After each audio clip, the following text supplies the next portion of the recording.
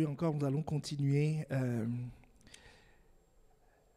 sur notre série « Les principes spirituels des blessures et de la guérison ». Donc, pour le moment, nous sommes sur les principes spirituels des blessures, en fait, les causes. Et nous sommes en train d'étudier depuis plusieurs séances les occasions de chute que nous avions appelées dans les premières vidéos, dans les premiers enseignements, facteurs de risque.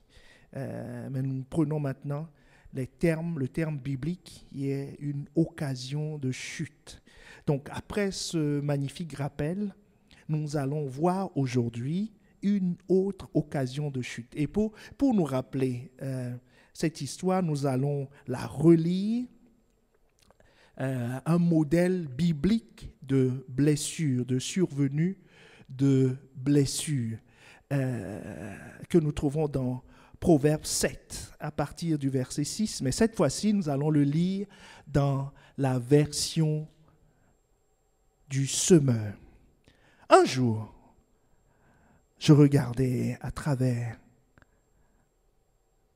le treillis de ma fenêtre et je vis parmi les stupides, j'observais parmi les jeunes un jeune homme dépourvu de sens. Il passait dans la rue, près du coin où se tenait l'une de ses femmes, se dirigeant vers sa maison. C'était au crépuscule, le jour baissait et l'obscurité de la nuit commençait à se répandre. Et voici que cette femme vint à sa rencontre, habillée comme une prostituée, l'esprit plein de ruse. Elle parlait fort et sans retenue, et ses pieds ne tenaient pas en place chez elle. Tantôt dans la rue, tantôt sur les places, elle faisait le guet à tous les carrefours. Elle attrapa le jeune homme, l'embrassa et le regarda droit dans les yeux. Elle lui dit: j'avais à faire un sacrifice de reconnaissance. Je viens aujourd'hui même de m'acquitter de mes vœux. Voilà pourquoi je suis sorti à ta rencontre.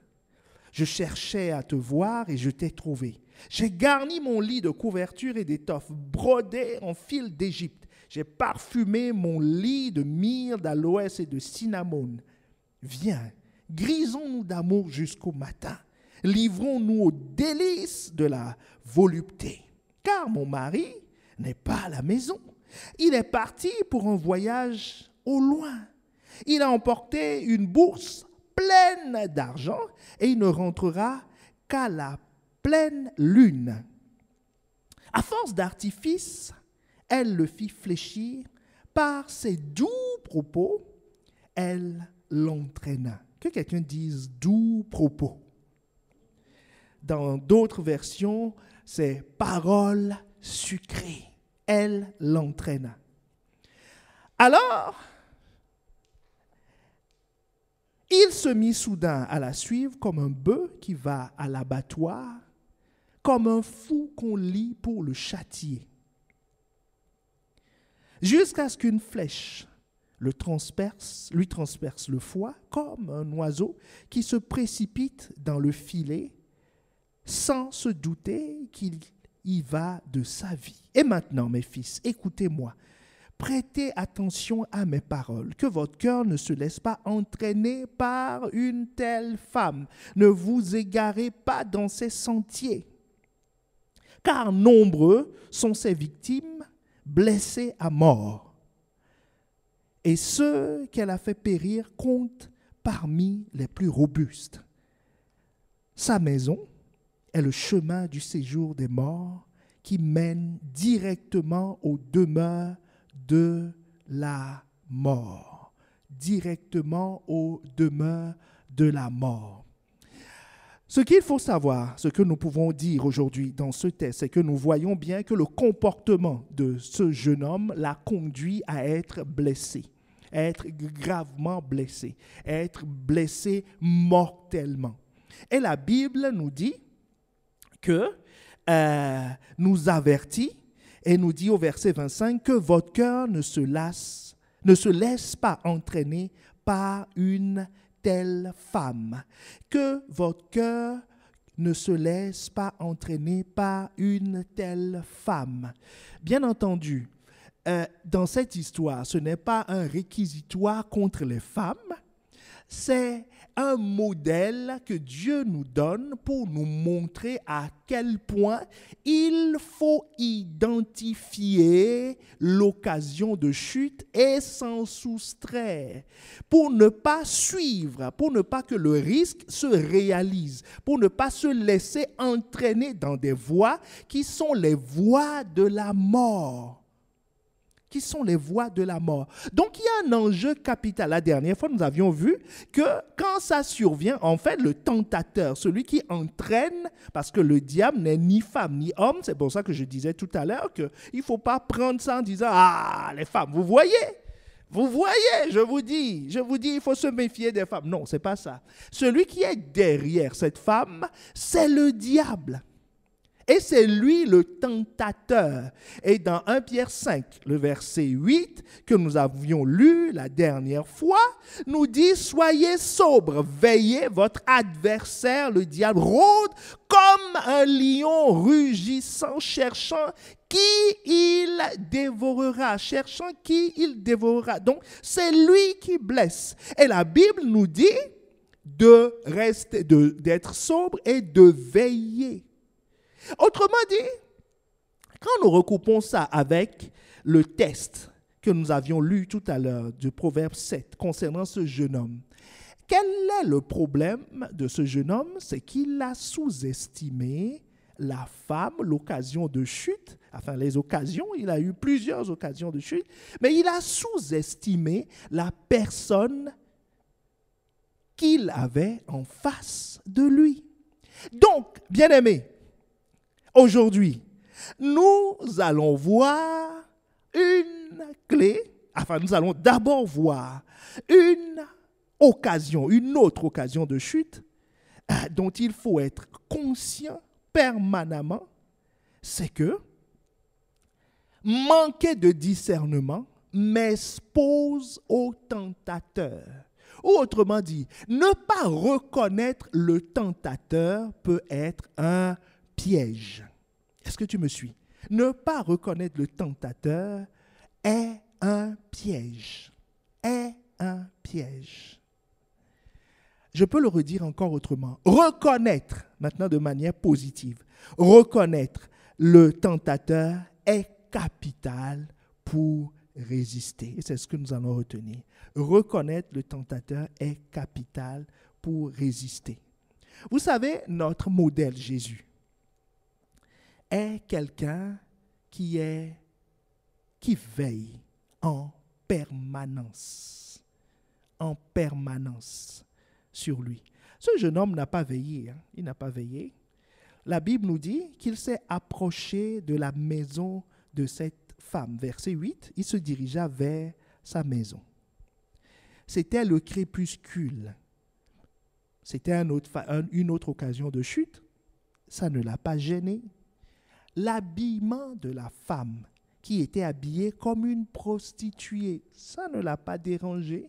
La ruse qu'elle avait dans le cœur, il ne l'a pas identifiée. Il l'a suivie. Il voit lui qui est un jeune homme bien éduqué et surtout, nous supposons en Israël, élevé dans les voies du Seigneur. Il se lève et il y a une femme qui lui dit « Écoute, mon mari est parti en voyage, il ne revient pas avant la pleine lune, viens, le lit est préparé. » Ça ne fait pas tit dans sa tête et il la suit. Mais notre modèle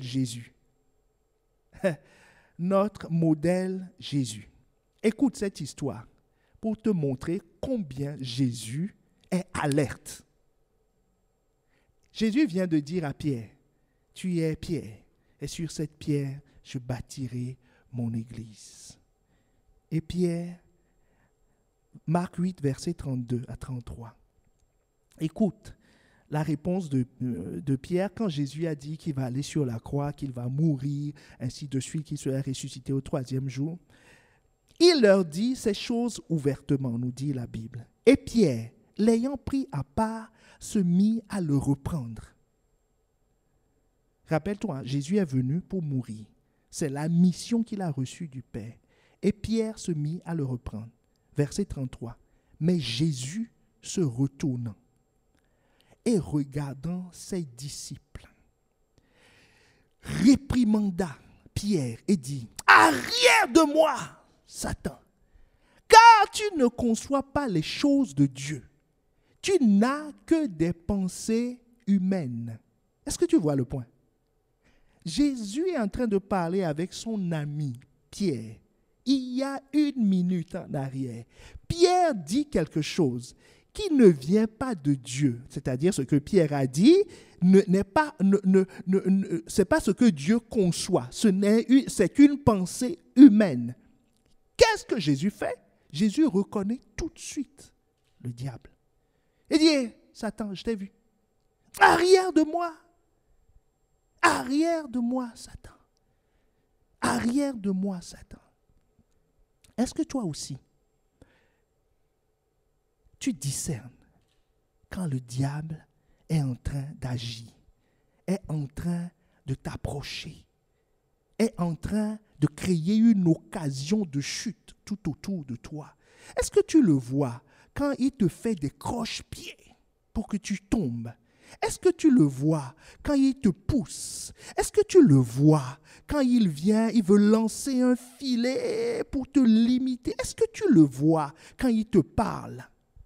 Est-ce que tu le vois quand il t'envoie des idées? Parce que, bien aimé, ce qu'il faut que nous sachions, c'est que là, dans l'histoire du jeune homme, le diable est venu sous la forme d'une femme. Que quelqu'un me dise Amen. C'est ce que dit la parole de Dieu. Dans le cas de Jésus, le diable est venu sous quelle forme? Sous la forme d'un homme. De quel homme? Un ami proche. Quelqu'un qui a fait des sacrifices pour Jésus. Il a laissé son entreprise pour le suivre. C'est quelqu'un de proche qui a fait des sacrifices pour lui, qui n'est pas là par hasard. Mais le diable, donc ça veut dire que le diable peut prendre la forme de tes proches. Le diable peut prendre la forme de tes proches. Ce n'est pas que Pierre, parce que quelqu'un peut dire non, lui, il a un tempérament, c'est son tempérament, moi je te dis, c'est son tempérament, il est fougueux, c'est pour ça. Bon, maintenant, Jean, au moins, lui, on sait qu'il est introverti, que c'est quelqu'un de calme. Si tu crois cela, dis-moi Amen. Mais voilà ce qui va arriver à Jean lui aussi. Luc 9, le verset 54 à 56. Les disciples, Jacques et Jean, voyant cela, dirent, Seigneur, veux-tu que nous commandions que le feu descende du ciel et les consume? Jésus se tournant vers eux et les réprimanda. Je crois que Pierre doit être dans un coin, il va dire. Les réprimanda et disant, vous ne savez de quel esprit vous êtes animés. Est-ce que tu vois le point? De quel esprit vous êtes animés? Il dit, vous ne savez pas. Vous ne savez pas qui vous pousse. Donc, autrement dit, Jésus a identifié que ce n'est pas Jacques, ce n'est pas Jean qui est en train de parler, mais il y a un esprit qui passe par eux. Il a reconnu à nouveau le diable. Pourquoi? Parce que chaque fois comment il les a reconnus, verset 56, car le Fils de l'homme est venu non pour perdre les âmes des hommes, mais pour les sauver, et ils allèrent dans un autre bourg. Donc, autrement dit, ce que Jacques et Jean ont dit est éloigné de ce que Dieu a dit, de ce qu'est sa mission. Est-ce que tu vois comment Jésus reconnaît rapidement le diable? Donc chaque fois que la situation que tu as en face de toi te dit, chaque fois que la personne que tu as en face de toi te dit quelque chose qui s'écarte de ce que Dieu a dit, ça doit faire tilt. Le diable est dans la zone. le diable est dans la zone, tu dois tirer l'alarme. Tu dois sortir ton revolver, charger ton kalachnikov, parce que quelque chose va se passer. Tu dois arrêter ce que tu es en train de faire, te tourner parce que l'ennemi est dans les parages. L'ennemi est dans les parages. Donc, le diable peut prendre la forme humaine, souvent de proche. Bon, puisqu'on dit veiller, c'est plus facile de prendre la forme de proche. De proche. Pour ne pas qu'on attire trop l'attention, tu vois. Les terroristes habillent normalement pour passer les portines. Pour le 11 septembre, eux tous, quand on dit que c'est ces gens-là qui ont commis cet attentat, mais ceux qui les connaissaient étaient surpris. Ils se sont dit, mais on buvait hier. On allait en boîte ensemble. Voilà son ex-copine. Est-ce que tu me suis?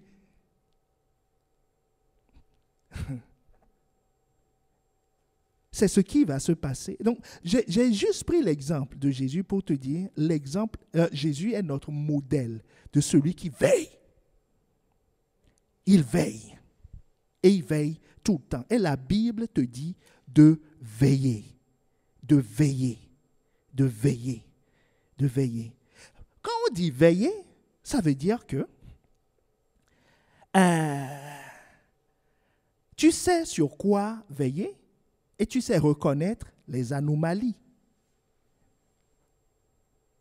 Retournons à notre histoire de Proverbe 7. Nous allons étudier et voir comment ce jeune homme n'a pas su veiller. Et quelles sont les stratégies de l'ennemi pour nous pousser à contourner, à nous faire baisser la garde, nous amener à ne pas veiller. Rappelle-toi, si le lion de Juda habite en toi, alors tu es le plus fort.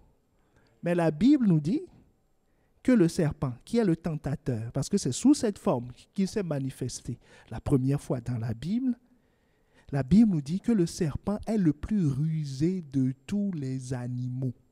Donc, l'enjeu, ce n'est pas une question de puissance. C'est une question de ruse. C'est une question de ruse. Et la ruse ne peut être démasquée que par le discernement. Est-ce qu'on est ensemble? C'est le discernement qui peut te permettre d'éviter, qui peut te permettre de veiller et de contourner les ruses, de savoir faire la différence entre les choses. Qu'est-ce qui s'est passé pour ce jeune homme? Recommençons à partir du verset 10. À partir du verset 10. La Bible nous dit, donc au verset 10, Proverbe 7, le verset 10, la Bible nous dit que « Or voici que cette femme vint à sa rencontre habillée comme une prostituée et l'esprit plein de ruse. Elle parlait fort et sans retenue. Et ses pieds ne tenaient pas en place chez elle. Tantôt dans la rue, tantôt sur les places, elle faisait le guet à tous les carrefours. » Tu vois, elle est en train de faire quoi? De rôder pour trouver une proie. Elle attrape le jeune homme, donc, a trouvé sa proie, l'embrassa et le regarda droit dans les yeux et lui dit, « J'avais à faire un sacrifice de reconnaissance. Je viens aujourd'hui même de m'acquitter de mes vœux. » Voilà pourquoi. Que quelqu'un dise, voilà pourquoi. Ah, tu ne comprends pas encore pourquoi je dis voilà pourquoi. Hein, c'est important. Voilà pourquoi je suis sorti à ta rencontre. Je cherchais à te voir et je t'ai trouvé. Bien-aimé, la première raison, la première tactique qui a été utilisé pour prendre ce jeune homme, c'est que on lui a présenté une belle apparence. Très belle apparence de spiritualité. Et quand le diable est venu, il était très spirituel. La rencontre s'est faite à l'église, pas dans une boîte de nuit. Elle lui dit, je me suis acquitté, j'avais à faire un sacrifice de reconnaissance. Le sacrifice de reconnaissance à qui? À Dieu! À Dieu! Il dit, Seigneur, je t'adore. Ah! Quand le frère l'a regardé, le frère dit, waouh! Quelle spiritualité! C'est comme ça qu'elle s'est présentée. Elle dit, j'ai un sacrifice de reconnaissance à faire. Et ce n'est pas faux. Elle était en train de lui citer Lévitique 7, le verset 16 à 17. Elle était en train de lui parler son langage. Je te dis, l'histoire se passe en Israël, c'est des Juifs bien éduqués. Donc elle est en train de lui citer Lévitique 7. Qu'est-ce que Lévitique 7, verset 16 nous dit? Si quelqu'un offre un sacrifice pour l'accomplissement d'un vœu, ou comme offrande volontaire, c'est ce qu'elle dit, non? Qu'elle avait fait un vœu. Comme offrande volontaire, la victime sera mangée le jour même où il l'offrira, et ce qui en restera sera mangé le lendemain. Mais elle dit, écoute, mon mari est parti, je suis seul. On n'a pas entendu d'histoire d'enfant au milieu. Mais je dois manger le sacrifice conformément à la parole de Dieu. Je dois assister à cette réunion de prière. J'ai des problèmes, tu dois m'appeler pour me soutenir. Tu es mon coach. Tu es mon maître. Tu es un modèle pour moi. Tu es celui que je suis. Tu es un frère. Nous devons nous retrouver dans la communion fraternelle. Est-ce que quelqu'un me suit? Il dit, mais c'est ça. J'ai un sacrifice. La Bible me dit, la loi me dit que je dois manger le repas aujourd'hui, au plus tard demain. Donc, il dit, mon ami. Il dit, monsieur. Il dit, mon chou. Mon chéri. Il dit, viens m'aider à manger le sacrifice. À accomplir la volonté de Dieu. Ça, c'est quand le diable est devenu un membre de l'Église. Est-ce que tu vois la scène? C'est un appât spirituel. Il prend une forme spirituelle. Une sœur de l'Église, un frère de l'Église, un responsable de l'Église. Pourquoi? Parce qu'il sait que ce jeune homme aime les choses spirituelles. Si elle vient avec une cigarette, il ne voudra pas. Est-ce que tu me suis? S'il vient avec une cigarette, il ne voudra pas. S'il vient avec un verre de rhum, il va dire, il y a quelque chose de suspect. Donc, il doit mimer le plus possible ce que tu aimes, ce qui est proche de toi, ce qui est acceptable par ton âme, ce qui n'est pas choquant, ce qui est spirituel. C'est pour ça que certains sont pris au piège. Pourquoi des fois? Des gens qui leur disent, non, moi j'ai reçu une révélation, une vision.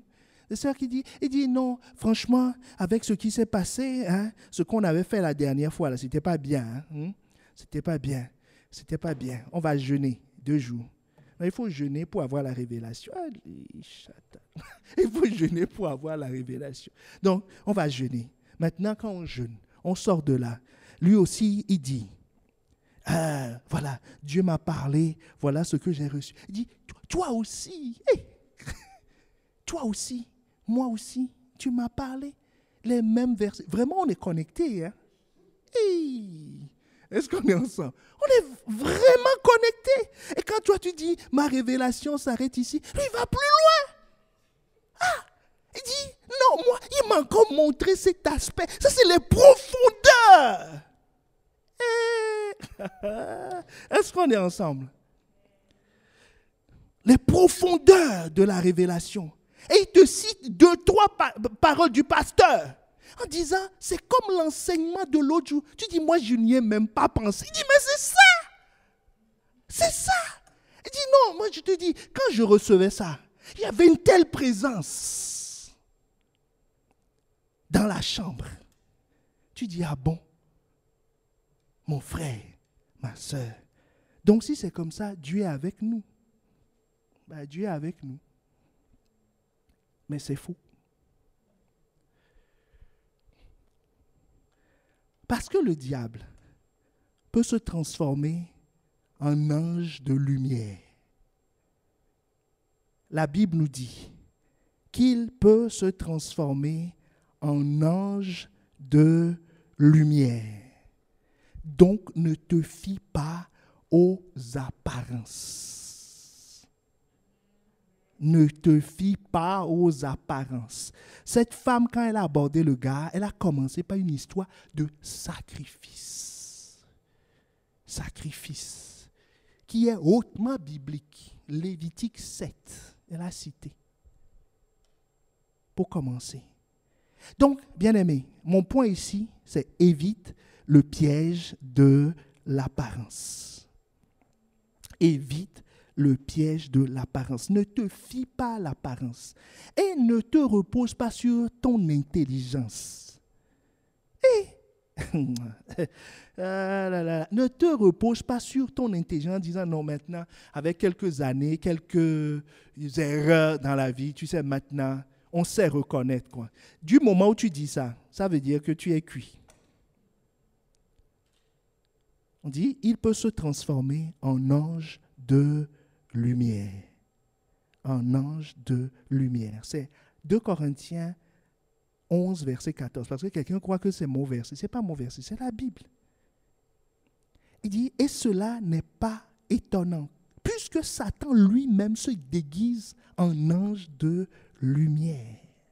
Donc, comment distinguer? Est-ce que tu vois le premier piège? Nous sommes en train de parler de l'importance d'avoir du discernement. Dans le cadre des tactiques de l'ennemi, les tactiques du lion, les tactiques de l'adversaire, qui n'a pas de puissance, puisqu'il n'est pas un lion. Il est comme. Il emprunte les tactiques, mais il n'est pas. Que quelqu'un me dise Amen. Il n'est pas. C'est Jésus, le lion. Mais il copie le lion. Il utilise les techniques du lion. Et dans les techniques du lion, une des choses qu'il fait, c'est de se montrer, c'est de se camoufler. Voilà, tout simplement, de se camoufler. De se camoufler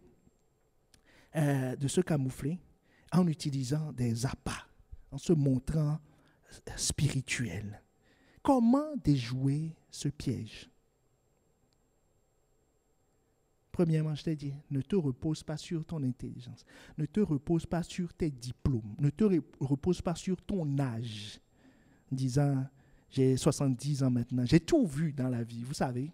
J'ai tout vu. Oh, le diable avait, regardez-moi ce petit-là. Toi, tu as 70 ans et tu te vantes. Lui, il connaît Adam. Tu sais quel âge il a? Tu sais quelle est sa base de données? Tu te vantes de ton expérience de 70 ans. Il faut ôter les 12 premières années où tu n'avais pas trop de conscience. Donc, il te reste combien? Tu as même fait le calcul. Lui, il connaît Adam. Et il était avant Adam. Donc, il faut rester calme. Il faut rester calme. Alors, pour y échapper, pour avoir du discernement, nous avons une seule façon de nous en sortir, que nous allons décliner en 2 conséquences, 2 applications. Hébreux 4, le verset 12.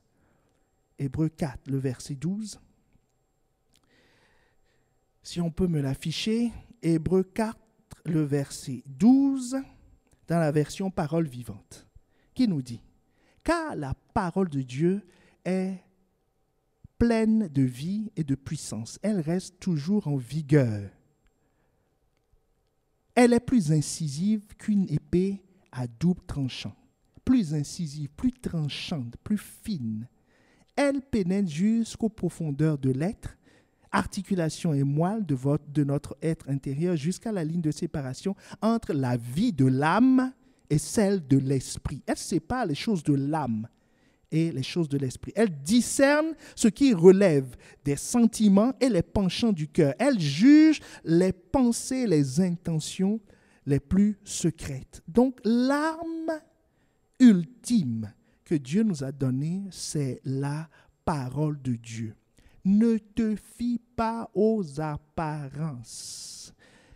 Si Dieu dit ça, c'est blanc, appelle-le blanc. Si Dieu dit ça, c'est noir, appelle-le noir. Alors tu vas me dire, où est-ce que Dieu va le dire? Ne te fie pas à tes émotions pour dire, je le sens, j'en suis convaincu. Non, la référence, ce qui est une épée, est-ce qu'on a cité ton sentiment comme étant une épée? Est-ce qu'on a cité une conviction comme étant une épée? Non, on a dit, qu'est-ce qui est l'épée? C'est la parole de Dieu. Quelle parole? La parole vivante, celle qui est écrite. Ce que Dieu appelle blanc, appelle le blanc. Ce que Dieu appelle bien, appelle le bien. Ce que Dieu appelle mal, appelle le mal. Un point, un trait. Que ça te paraisse moyennement bien, ou très, très, très bien, ou quelles que soient les variations, ou pas trop mal. Quelque part, excuse-moi, mais on s'en fout. Si Dieu dit c'est bien, c'est bien. S'il dit c'est mal, c'est mal. Parce que vous savez, il est naturel pour nous, c'est très important de le comprendre, il est naturel pour nous, nous les hommes, de nous fier à l'apparence. C'est sur ça que le diable joue depuis la création du monde. Moi qui suis ici, là, sans la parole de Dieu, on peut me tromper. Aïe.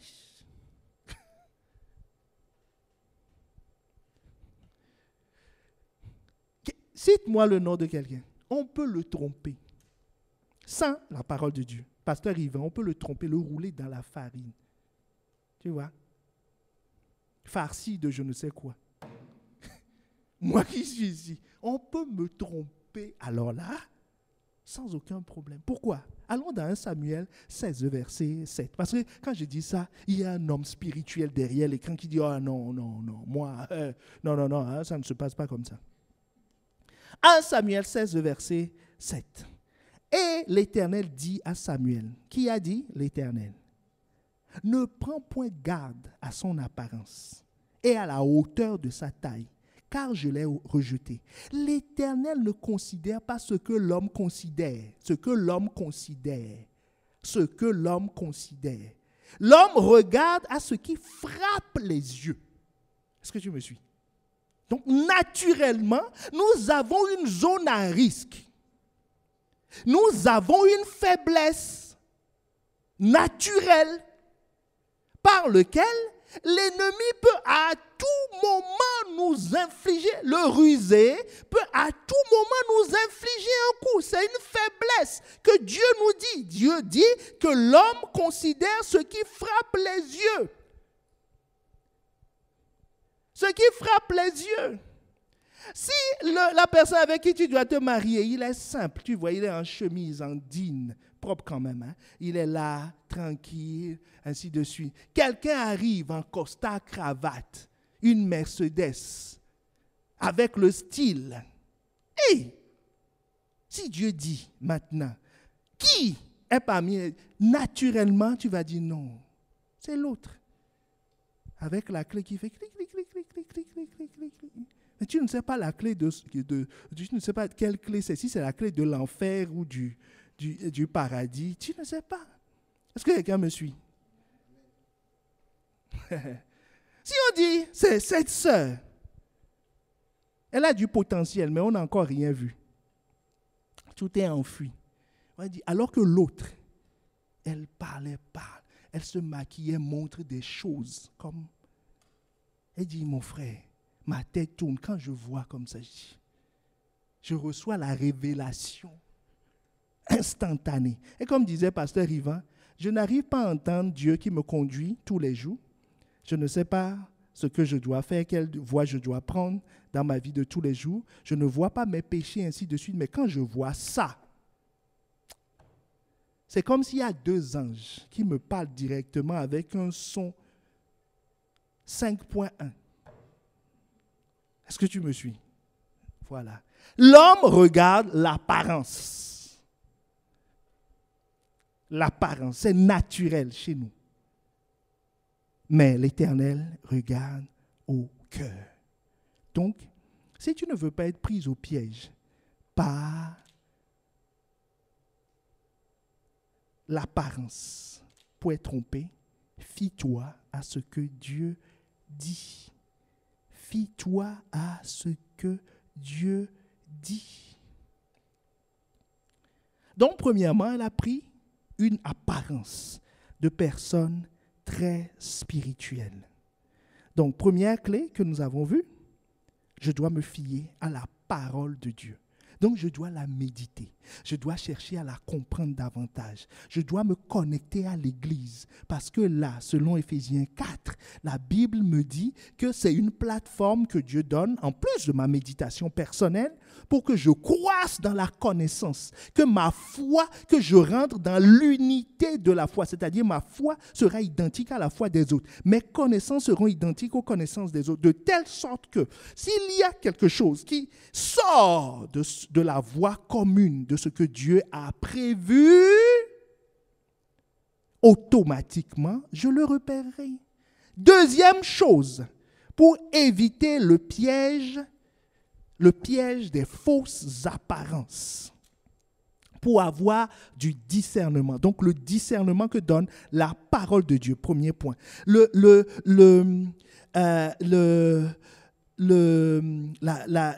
deuxième clé qui est liée à ça, c'est contente-toi d'obéir à la parole de Dieu. Contente-toi de faire en toutes circonstances ce que Dieu dit, ce que Dieu veut. Que tu en aies envie ou que tu n'en aies pas envie. Que tu en aies envie ou que tu n'en aies pas envie. Bien-aimé, ça va te sauver de beaucoup de choses. Deutéronome 4, le verset 6.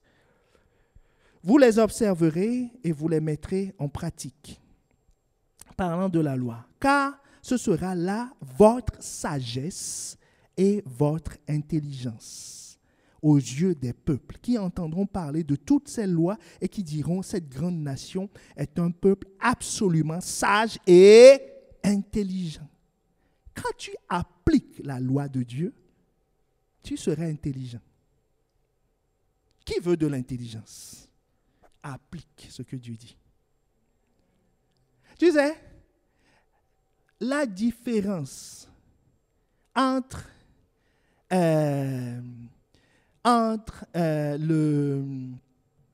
le chauffeur et le boulanger, c'est quoi? Est-ce que c'est leur taille? Est-ce que c'est leur apparence? Est-ce que c'est leur forme? Non. C'est que l'un a été à l'école de boulangerie, est apprenti boulanger, a été apprenti, est diplômé. Et chaque matin, et l'autre ne l'est pas. Il s'est tourné le volant. L'autre a été à l'école. Donc, quand tu lui remets la farine, il n'est pas plus intelligent que le chauffeur, mais il applique la sagesse du boulanger. Son maître lui a dit, quand tu prends la farine, tu dois la prendre dans les mains, tu dois voir si elle est bien moulée, enfin, ils ont leur terme, je ne suis pas boulanger. Voilà, tu vois ça, tu vois, ils voient. On lui a appris ça pendant des années. Il sait comment ensuite prendre cette farine, en faire une pâte, selon des règles, selon des lois de la boulangerie. Donc, celui-là qui est en apparence, qui est gringalé, qui est petit, ou qui en apparence n'a rien pour frapper le regard, en appliquant une sagesse, va te sortir du pain. Tu peux être plus vieux que lui, beaucoup plus âgé, beaucoup plus diplômé, mais si tu veux, il prend la farine, il te sort du pain. C'est ce que Dieu dit à Israël. Dieu dit, suivez mes lois. Vous les observerez, vous les mettrez en pratique. Ce sera là votre sagesse. Donc tu peux avoir 6 ans et être très sage. Tu peux avoir 17 ans et être très sage. Quelle est la sagesse? Quelle est l'intelligence? Qu'est-ce qui a permis, l'intelligence qui a permis à Joseph de fuir la femme de Potiphar? Son frère, ses frères à la maison. Il y a un de ses frères qui avait un problème d'immoralité sexuelle, qui montait sur la couche de son père. Il a vu les conséquences. Les 10 commandements n'étaient pas écrits. À l'époque. Mais il a vu. Les lois de Dieu étaient dans son cœur. Il a vu les conséquences. Il en a tiré une sagesse. Il s'est dit, dans de telles situations, il faut s'extraire. Il y a danger. La femme de Potiphar l'a attrapé. Il a activé l'algorithme. Est-ce que quelqu'un me suit? Il a appliqué l'algorithme, bêtement. Il a identifié, il dit, situation, femme d'autrui met main sur toi, égale fuite. Il a déclenché son algorithme. La femme de Potiphar dit, oh, toi aussi, viens ici. Il dit non. Phase 2. En cas de résistance, est-ce que tu vois l'algorithme? En cas de résistance de l'agresseur, laissez tunique. Phase 2. Il appuie sur le bouton. Laissons tunique. Phase 3.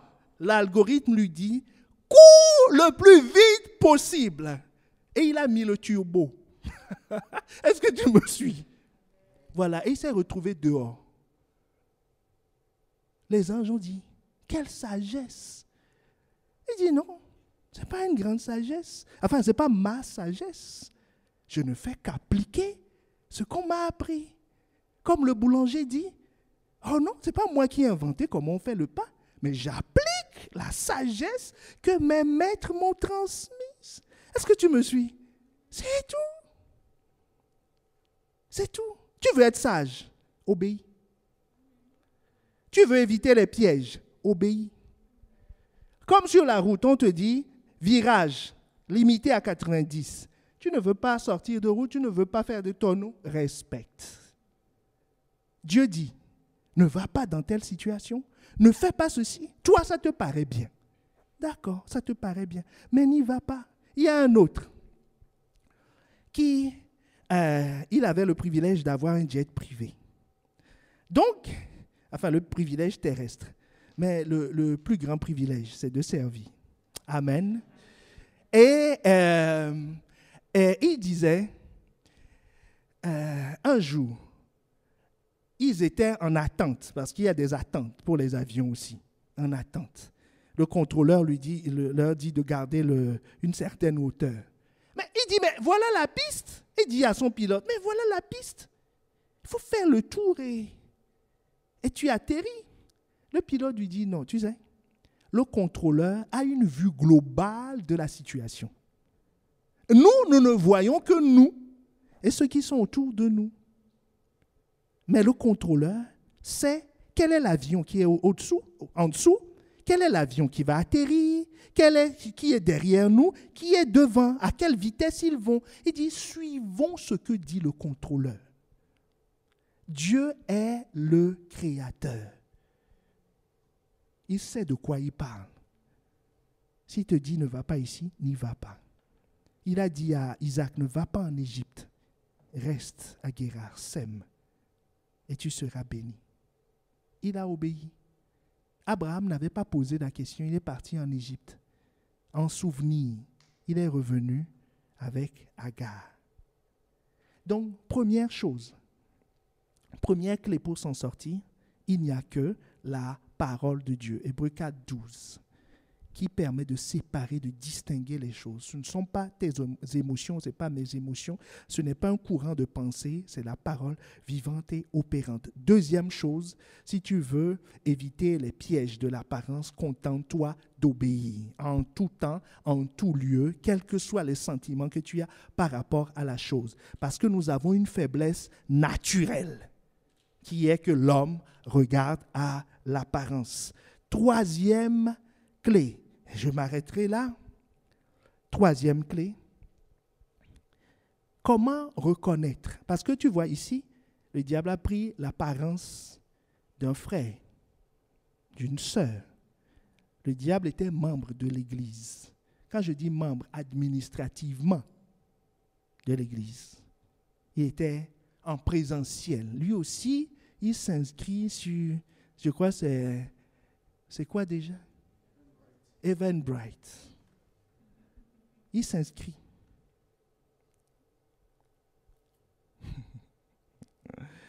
Le diable peut participer au GI, au groupe d'impact. Jésus lui-même avait dans son équipe un qu'il appelait un démon. Est-ce qu'on est ensemble?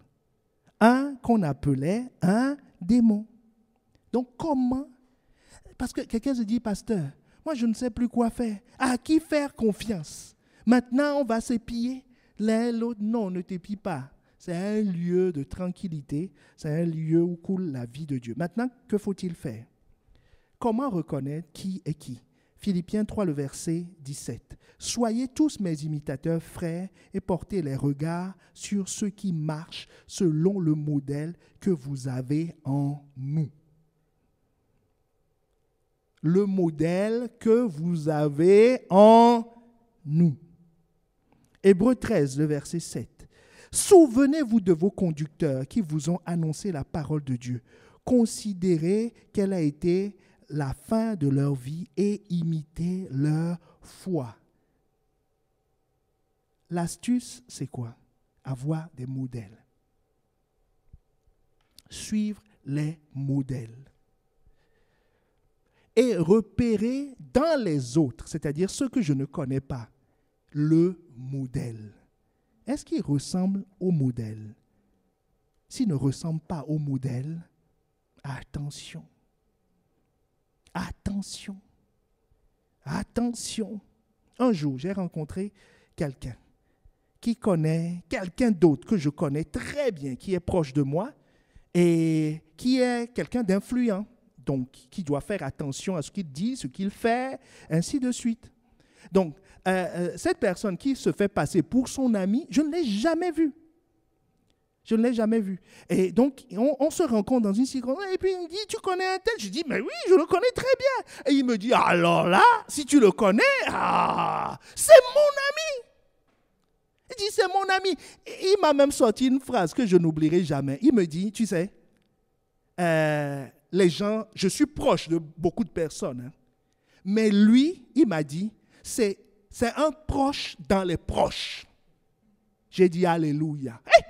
Il y a quelque chose qui va se passer ici. Donc, il a commencé à me poser des questions. Il voulait me sonder. Il dit, non, on est très proches, on est tout le temps ensemble, on ne passe pas une seule journée. J'ai commencé à me dire, mais celui-là, on ne m'en a jamais parlé. Bon, ça c'est dingue.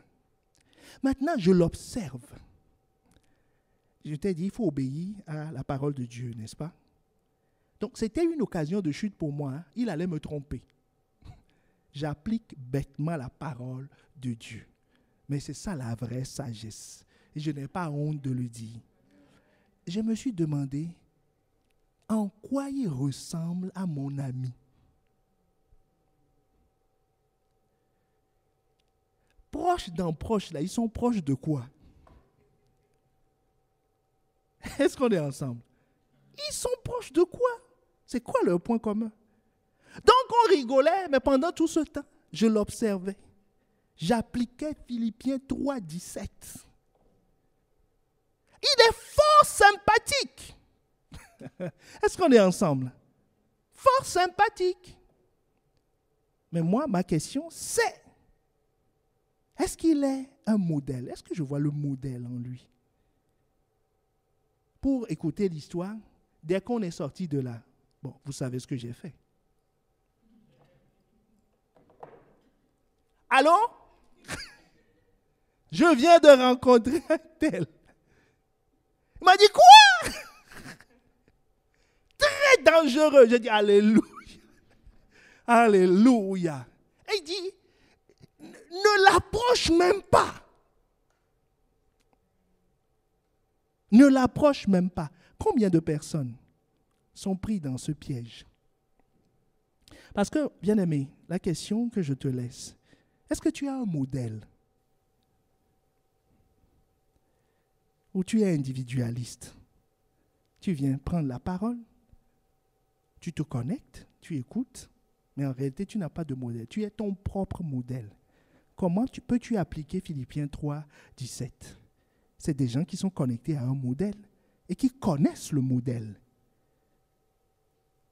qui connaissent Jésus et qui voient des hommes en pratique qui expriment qui est Jésus, qu'ils ont pris pour modèle.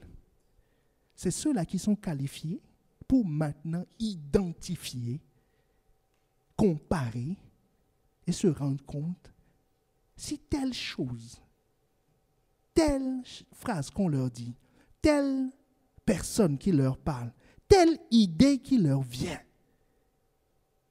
est-ce que ça vient du tentateur? C'est ceux-là qui peuvent le détecter.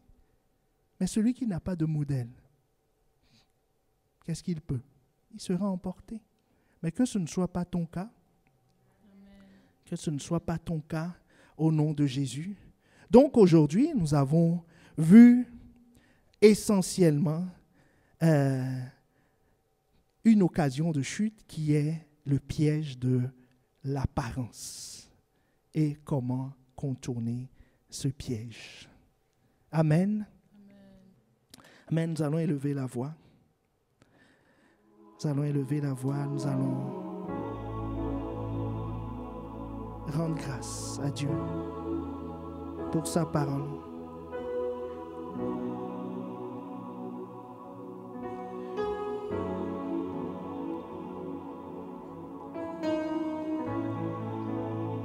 Rends grâce pour sa parole.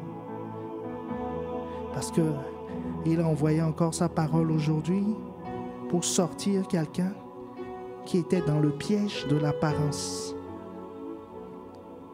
De l'apparence. Soit parce que c'est toi qui es tenté par une apparence que l'ennemi te propose, ou c'est par toi qu'il passe. Je parle à quelqu'un, par toi qu'il passe. Il t'a convaincu que c'est spirituel de donner une apparence pour ne pas choquer. Il t'a convaincu que non, tu vas régler ton problème après. Mais en attendant, donne une belle apparence. Mais en réalité, tu ne sais pas qu'il est en train de t'utiliser. Cette femme ne savait pas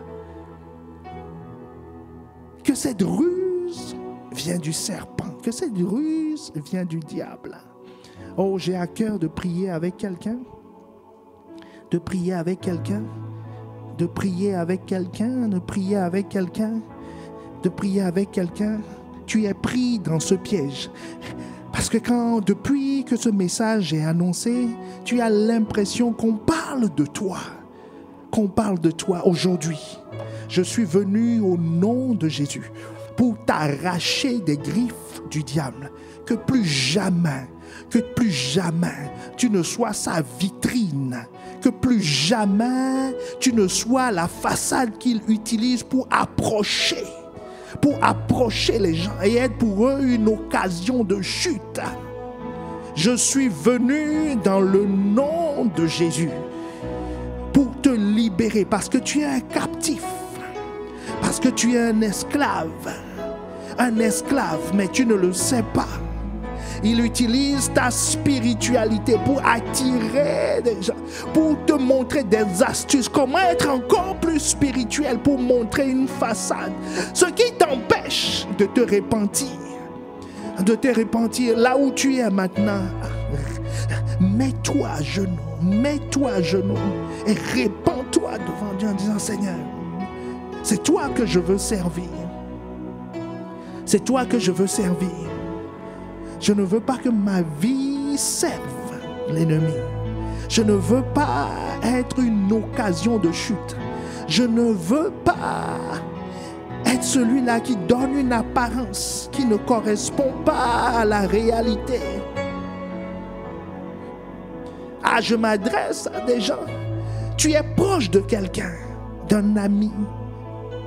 Mais cette apparence est utilisée par l'ennemi pour amener dans sa vie une zone grise. Il y a quelqu'un qui est proche des responsables, qui est proche des pasteurs.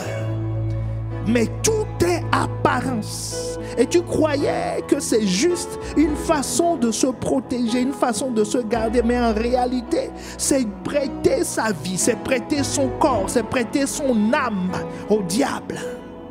Parce que c'est lui qui utilise la ruse. Alors élève la voix et demande pardon à Dieu, demande pardon à Dieu, parce que Dieu est la vérité, Jésus est la vérité. Il est la vérité. Il est la vérité. Et il n'y a pas de mensonge en lui. Parce qu'une fausse apparence, c'est un mensonge. C'est un mensonge. C'est un mensonge. Alors élève la voix, soupire devant lui. Demande pardon. Dis, Seigneur, viens à mon secours. Viens à mon secours. Je veux que ma vie te glorifie. Je veux que ce qui est à l'intérieur de moi soit ce qui est à l'extérieur. Je ne veux pas être comme cette femme-là qui avait une belle apparence, mais qui avait un esprit plein de ruse.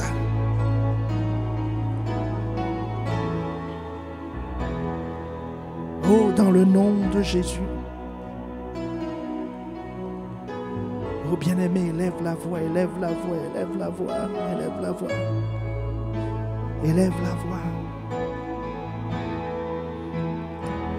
Oh, prends les rênes, je me soumets, tu es là, tu es ici, prends les rênes. Ah, tu es en train de dire à Dieu maintenant, prends les rênes.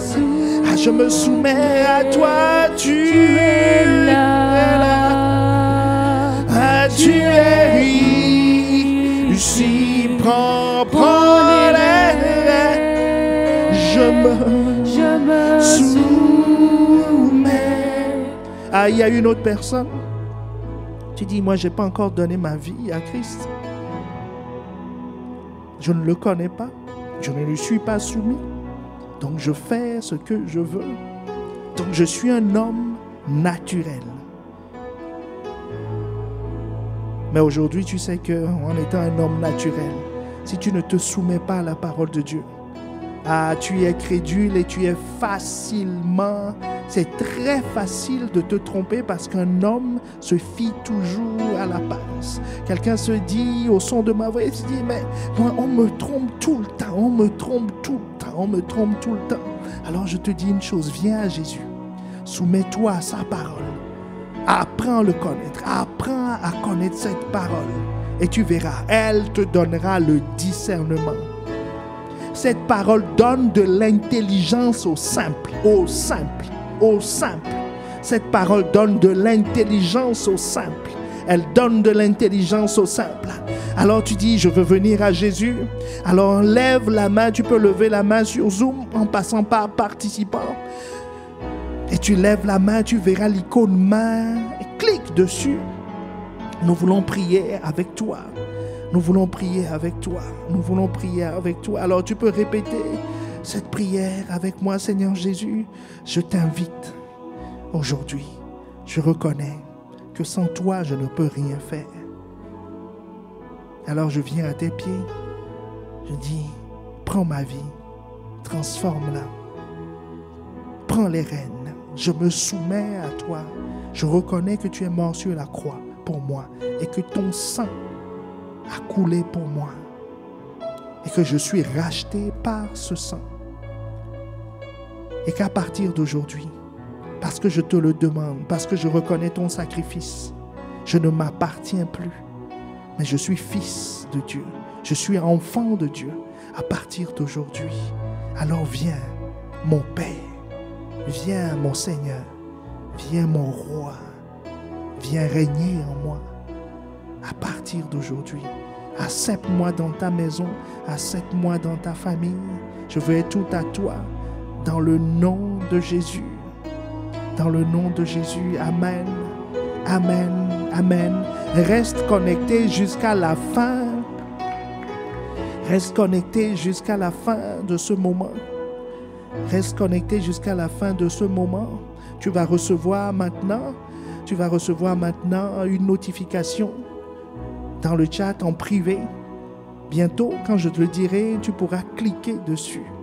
Mais garde-le précieusement. Ne te déconnecte pas. Alors nous allons prier tous ensemble. Nous allons prier tous ensemble. Alors que tu as entendu ce message, maintenant que nous sommes un, ceux qui ont donné leur vie à Christ, ceux qui ont changé de camp, maintenant que nous sommes un, nous voulons juste dire à Dieu, nous voulons nous soumettre à toi. Parce que tu as les paroles de la vie, c'est toi qui donnes le discernement, c'est toi qui conduis, c'est toi qui diriges. Et nous savons qu'avec toi, nous échapperons à tous les pièges de l'ennemi. Nous ne tomberons pas dans le piège de l'apparence. Nous ne tomberons pas dans le piège de l'apparence. Nous allons reconnaître le tentateur pour lui résister. Parce que c'est toi qui vas nous le désigner. Nous dit c'est lui le tentateur. Ce qu'il dit n'est pas conforme à ce que je t'ai dit. Alors bien-aimé, élève la voix. Élève la voix. Demande humblement à Dieu. Humblement à Dieu. Humblement à Dieu. Dis-lui, viens à mon secours. Viens à mon secours. Viens à mon secours. Je reconnais que sans toi, je ne peux rien. Sans toi, je n'ai pas de discernement. Sans toi, je ne peux pas être conduit. Sans toi, je ne peux pas éviter les pièges de l'ennemi. La Bible nous dit dans Proverbe 3, le verset 7, ne sois pas sage à tes propres yeux, crains l'Éternel, détourne-toi du mal, élève la voix, élève la voix, élève la voix. Élève la voix, crains l'Éternel, détourne-toi du mal. Tu es en train de crier, de dire à Dieu, je ne peux pas m'appuyer sur mon intelligence. Je ne peux pas m'appuyer sur mon intelligence, mais je m'appuie sur toi. Je m'appuie sur ta parole vivante et opérante, ta parole agissante. Ce que tu dis est la vérité. Ce que tu dis de ne pas faire, c'est ce que je ne fais pas. Je ne fais pas ce que j'ai envie de faire. Je ne fais pas ce que la tradition des hommes me dit de faire. Mais j'accepte ce que toi tu dis. Et Seigneur, je refuse ce que tu dis de ne pas faire. Même si c'est alléchant, même si c'est joli, même si c'est beau, même si ça semble prometteur. Telle voie paraît droite devant les yeux d'un homme, mais son issue est la mort. Ah, Seigneur, nous reconnaissons notre incapacité. Nous reconnaissons notre incapacité à savoir nous diriger, à savoir identifier le tentateur. Ah Seigneur, nous nous appuyons sur toi. Seigneur, quel que soit le domaine où mon frère, ma soeur a été attiré pour être éloigné de toi. Ah Seigneur, le chemin qu'il a pris qui conduit à la mort. Seigneur, alors qu'il a succombé au piège de l'apparence. Seigneur, nous demandons aujourd'hui, ramène, Seigneur, que ta sagesse soit communiquée, que ta vie soit communiquée. Hey, nous te supplions, bien-aimé, je ne peux pas faire cette prière à ta place. Nous prions simplement pour que la grâce de Dieu te soit communiquée, mais c'est à toi de prier. C'est à toi de prier, c'est à toi de demander à Dieu. Ah Seigneur, viens à mon secours. Je ne veux pas m'appuyer sur mon intelligence. Je ne veux pas être sage à mes propres yeux. Ah, je ne veux pas être sage à mes propres yeux, mais je veux être sage à tes yeux. Ah, comment le jeune homme rendra-t-il pur son sentier? Ah, c'est en observant, c'est en marchant selon ta parole. Alors Seigneur, nous voulons obéir à ta parole. Comment nous pouvons éviter les pièges de cette relation-là qui ne vient pas de toi, de ce domaine-là qui ne vient pas de toi, de cette activité autorité qui ne vient pas de toi. Ah, Seigneur, ce n'est que par ta grâce de cette décision que le tentateur a soufflé. Ah, il t'a soufflé de rester sur la terre. Il t'a soufflé de faire une autre activité. Il t'a soufflé de faire descendre le feu. Mais toi, tu as veillé et tu as dit, je t'ai vu. Arrière de moi, Satan, Seigneur, que ce soit notre parole, que ce soit aussi ce que tu mets dans nos bouches par ta parole, Seigneur, que nous puissions le repérer. Tu as dit, il ne faut pas que nous soyons ignorants au sujet de ces desseins. Alors, Seigneur, donne-nous cette sagesse au travers de ta parole.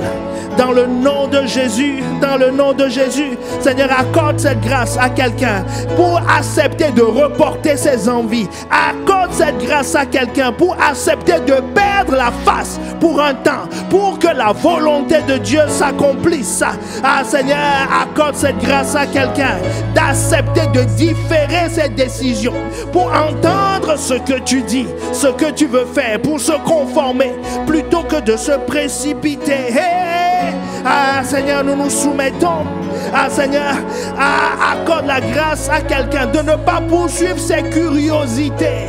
Ah, les choses qui lui paraissent intéressantes, les lumières qui brillent, et de les poursuivre. Mais Seigneur, de chercher plutôt ta parole et d'y obéir, et d'y obéir, et d'y obéir, et d'y obéir. Seigneur, accorde la grâce à quelqu'un d'accepter de ne pas s'engager, de ne pas savoir certaines choses que tu n'as pas autorisées, des choses que tu ne veux pas qu'il sache. Seigneur, comme l'ennemi a trompé Ève dans le jardin en lui disant, il faut que tu aies la connaissance du bien et du mal. Seigneur, je prie pour quelqu'un, je prie pour quelqu'un, je prie pour quelqu'un qui, au lieu de se situer dans la révélation claire, la révélation livrée à l'église, Seigneur, va dans des choses que tu n'as pas voulu, va manger une nourriture que tu n'as pas donnée, veut savoir des choses que tu n'as pas révélées. Ta parole nous dit dans Deutéronome 29, 29 que les choses cachées sont à l'Éternel, mais les choses révélées sont à nous. Ah, Seigneur, accorde la grâce à quelqu'un de ne pas, par motif de curiosité, de vouloir savoir ce que toi tu as caché, mais de marcher dans tes voies pour recevoir ce que tu as révélé et d'y marcher pleinement, et d'y marcher pleinement, et d'y marcher pleinement dans le nom de Jésus. Prends les rênes, je me soumets, tu es là, tu es là, tu es ici.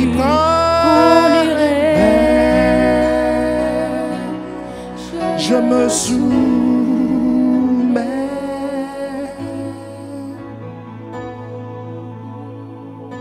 Dans le nom de Jésus,